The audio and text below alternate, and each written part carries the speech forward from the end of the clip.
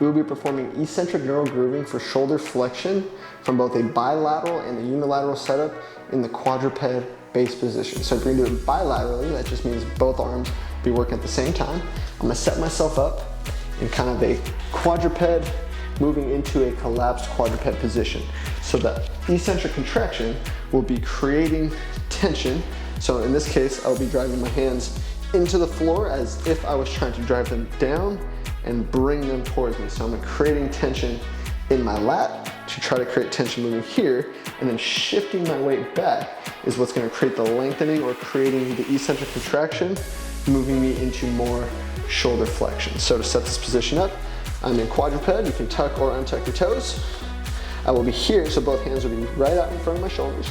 I'm gonna create tension as if I was driving down and in. So as I drive down, I'm creating the tension through the lats. And now I will just sit back into my greatest degree of shoulder flexion, move from there.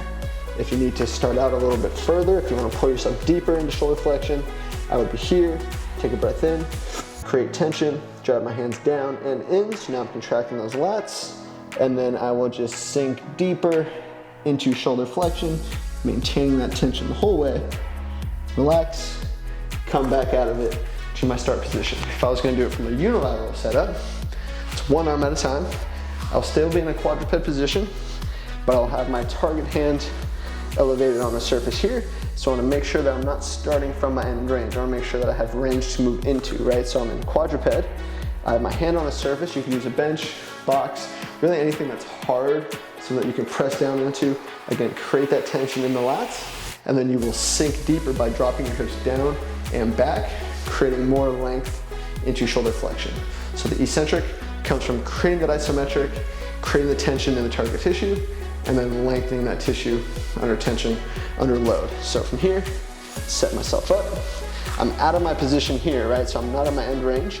Create a full body contraction, so I'm gonna pack that air down, maintain tension, drive my hand down onto my box, and then I will just sink deeper, sit back, and lower.